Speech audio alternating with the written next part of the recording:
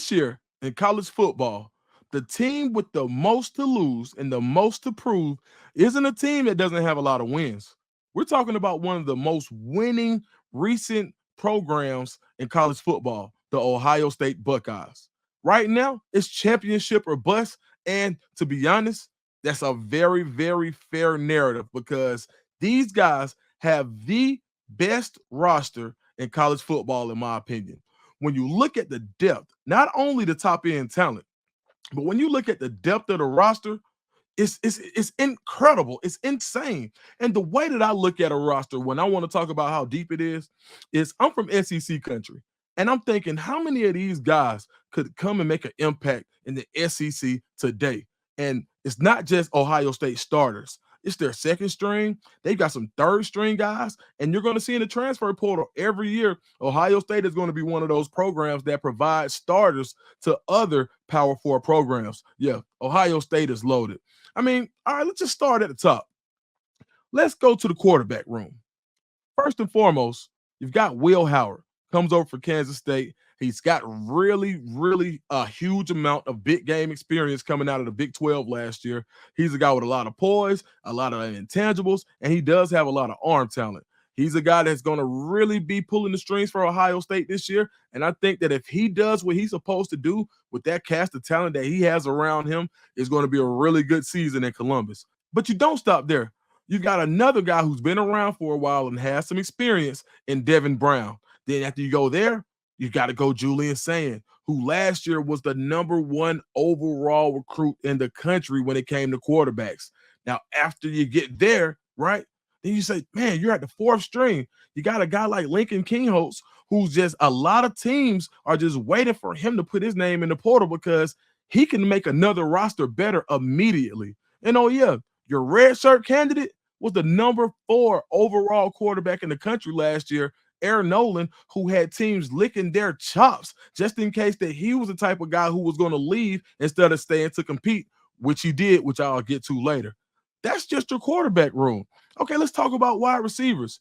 You bring in arguably the most physically imposing receiver in recent history when you talk about a guy like Jeremiah Smith, who on top of that physicality that he brings, the speed that he brings insane in-air ball catch abilities. The way that he attacks the ball is something that we haven't seen in recent years. And he's just one. He's a guy that you can't afford to double cover. Well, you want to double cover him. You probably should, but you can't afford to because at that time, then you leave a guy like Carnell Tate one-on-one. Not even to mention Emeka Ibuka, who then he's going to eat you up if you have your third corner on him. That's dinner time. A bucket of chicken. We got to eat now, baby. Those are your wide receivers. And then you got guys on the bench that are 4 and 5 stars just lined up, talent after talent after talent. Okay, then let's go tight end. You got a guy who's been around for a while like G. Scott. And what I like about the tight end room is you got a 6'6" monster. Some people think he may be closer to 6'7". And Jelani Tank Thurman out of Langston Hughes in Atlanta, which I'm very familiar with that school. He is a freak of nature and a heck of a ball player. He came in last year. He got his black stripe removed fairly early. Didn't have the season that he wanted to have, and then you just saw him consistently stacking days, and you hear the reports out of Columbus saying this guy's going to be a player. Well, that's your third string guy, depending on what formation you're in. That just kind of speaks to the depth that Ohio State has. Then you go into a veteran offensive line. You bring in a guy like Seth McLaughlin from Alabama. Tons of starting experience. Then you got a guy like Josh Fryer, who's been there for a while. You got Donovan Jackson, who could have left and went to the league last year. So you have a really solid offensive line. And who are these guys blocking for? Probably the best backfield in the country when you consider Travion Henderson, who's already proven that he can do it alone. But now you don't just bring in a third down back. You just don't bring in a guy scat back. You bring in Quinshon Judkins, who led the SEC in rushing the past 2 years. They are absolutely loaded, and that's just the offense. We're not even going to defense. Hold up. Start the defense with Jack Sawyer, who could have left last year. Probably would have been at least a day 2 pick, possibly day 1, depending on how the draft rolled and how they perform. But you start out with a guy like Jack Sawyer. Then you got Ty Hamilton. You get a guy like Tyleik Williams who really has Sunday potential. And I think he's another guy who probably could have left last year and been at least a day 2 pick. Then you come back with JT Tuimalu. Excuse me if I butchered it, I promise you. Let's just call him JT just to make sure I'm okay. Then you got a guy like JT. That's your defensive line that you're just rolling out. Any team in the country, I guarantee you that these guys could start. They're like, every guy on that defensive line could probably go start or make an impact on 85 to 90% of the rosters in the country. Then you talk about a guy like Sonny Styles, the freak of nature, the guy who has safety speed but hits like a linebacker. Then after you go there, you got a guy like Cody Simon. Like he's old enough. He's a guy that when we talk about guys you want in the locker room, you want a guy with a mustache. You want somebody who's a little old, a little long in the tooth to kind of bring that funk when it comes down to those third and short or those fourth and short situations. That's the type of guy that you're sending out there, the inside linebacker spot. Then Denzel Burke. And on top of after you go Denzel Burke at corner, then you go Ransom at the other safety. Then you go with arguably the best college football player in the country, depending on who you ask, in Caleb Downs. That should be enough. That roster right there should be enough for people to say, man, that's a team that I would not want to play. Then from there, you don't stop there because your roster is loaded and you're in a win now situation. You got to go recruit. And nobody in the country is recruiting better than Ohio State. Ohio State has 4 5-stars right now, 16 4-stars right now. That's incredible.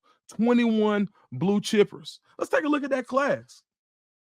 You're already loaded at quarterback. And on top of that, you're going to bring in 5-star Tavian St. Clair, who is a very physically imposing quarterback. When you look at it, 6'3", goes around 225, 230.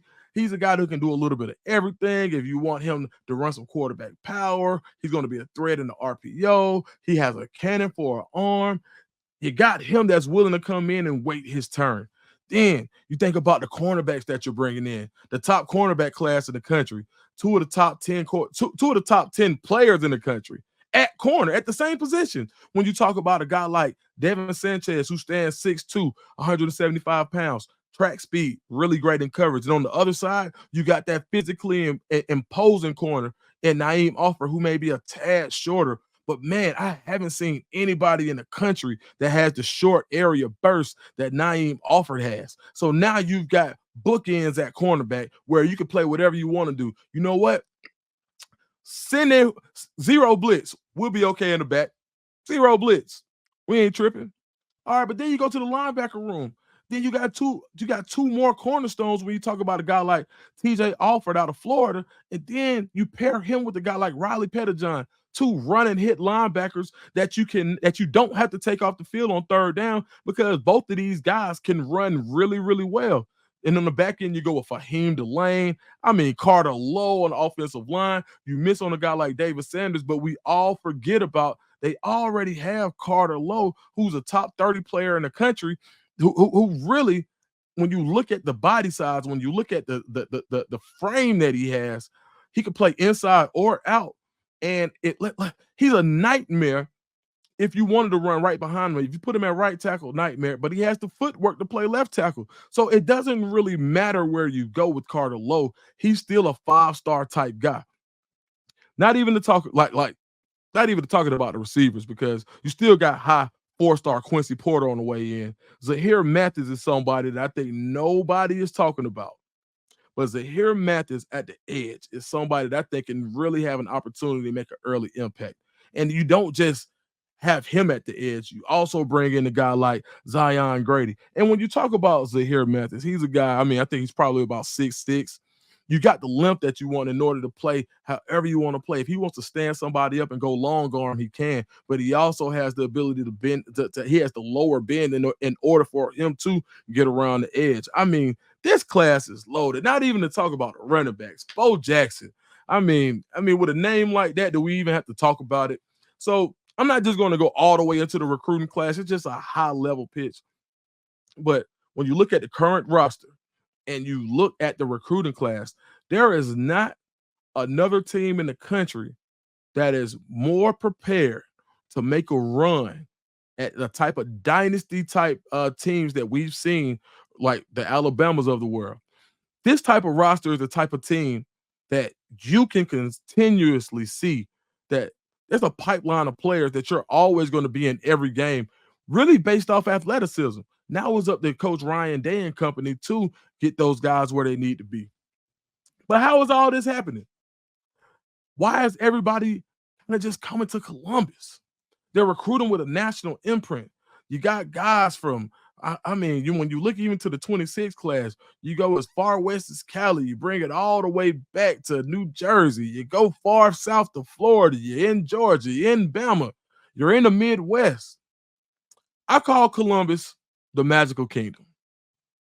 Why do you call Dukes? Why do you call it the magical kingdom? Because how do you lose to Michigan 3 times in a row and then get more serious about your roster? I mean, a lot of times people, and we hear people calling for jobs, but how often do guys take those type of losses, or teams have those type of losses and get better? And I mean, not even just incrementally better. They are getting better and better and better. The classes are now number one. I mean, it is insane. But you got to start with the staff. And I think the staff that's been put together in Columbus is a very special one. You talk about Ryan Day, and I think one thing about Ryan Day, he has a certain synergy with his coaches, and I like to point to his relationship with offensive line coach Justin Fry, guys who've worked together previously. I mean, I think they go all the way back to Boston College, or I can't remember the exact school, but I think it's BC. But they have years and years of experience together. So the run game coordinator knows what the offensive guy, what the juggernaut, what the head coach is already thinking. You take a guy like that, and then you mix him with the receiving coach and the co-offensive coordinator Brian Hartline, who is stacked the top room in the country year after year after year. The NFL is littered with Brian Hartline recruits. And then even if you want to flip over and you go to the defensive side of the ball, I think the same energy that Brian Hartline brings with the name recognition and the type of rooms that he puts out and the NFL talent, you get that same thing with Larry Johnson. Larry Johnson is putting up edge rushers and defensive linemen in the league almost every year. And now you're seeing him recruit at that level where he's bringing in multiple edge guys in the same class. And man, OG Tim Walton. I interviewed Naeem Alford, really familiar with his family. And the way they talk about OG Walt, that's what they call him, OG Walt. As you guys know, OG Walt. I was at On3 NIL, the On3 NIL summit, and one of the families that I was stationed with for dinner was the Offers. Now, purely coincidence, and I don't think that the people at On3 knew that I had a prior relationship with those guys, because there are a lot of guys from Atlanta that I felt like they probably would have put me with, but they put me with this family. I'm just looking at Naeem just going through his phone, and we're talking, and he's showing me stuff, and I just see the amount of stuff that he has sent. He's like, "Oh, I'm gonna tell coach about this. Oh, I gotta tell coach about this." I'm thinking he's talking to his high school coach. I'm looking in his phone. It's Tim Walton. The relationships that he's building with these guys, and guess who else was at the table? D. Sanchez and Devin Sanchez and Pop Sanchez. So when you're hearing one guy talk about Walt, now they're sharing stories. Oh, Walt told me this and Walt told me that. You got to give a shout out to the job recruiting that OG Tim Walton is doing. Now I want to go back to why I call it the magical kingdom, because I think that the magic created after those losses, in order to band together and say, we're going to take this chip on our shoulder, we're going to break it up. And the new AD, I lose his name, but the new AD comes in, he has the meeting with Ryan Day, and Ryan Day lays out his plan, and they say, you know what, now it's time to go execute. Because the roster didn't get that way just because of the recruiting that they did out of the high school level. They went to the transfer portal and got the who's who. I mean, you literally go get Seth McLaughlin from Alabama. You get Caleb Downs from Alabama. You get Julian Sand from Alabama. Quinshawn Judkins from Ole Miss. And he said, "Come up here." Do you know how hard that is to get guys like that in one place? That is an incredible haul. And and for a team that didn't have a lot of talent, those players alone would raise the level of play for a middling team. It's almost how Dion said, "I'm bringing my Louis luggage" when he was speaking on Travis Hunter and Shador and the guys that he was bringing from Jackson State to Colorado. Well, I guess Ohio State went shopping for Gucci because that's what they did. They came south. I guess they went to Rodeo Drive. Not Rodeo. They went to Ocean Drive, and they said, "You know what? We're going south, and we want the best luggage they got here. We want all designer." And that's what they brought because there aren't, I think, the two best players in college football. I would probably have to give it to Travis Hunter and Caleb Downs. Travis Hunter probably has the edge because he's played more offense. But as you'll hear in the conversation that I'll have with Coach Gary Downs, you may see Caleb Downs get that rock this year. And if he does what I know he's capable of doing with the ball in his hands, he could take that mantle from from Travis Hunter. But right now, I got these guys neck and neck. I think they're both phenomenal players. But yeah, I just wanted to start off and just say, look, if you're an Ohio State fan, you've got every reason in the world to be excited because of what's on the field. And when I talked about coaches, I'd be remiss if I didn't mention not just the co-OC, but you bring in Chip Kelly, the head coach from UCLA, as an offensive coordinator. What? Who does that? Who goes and gets an offense?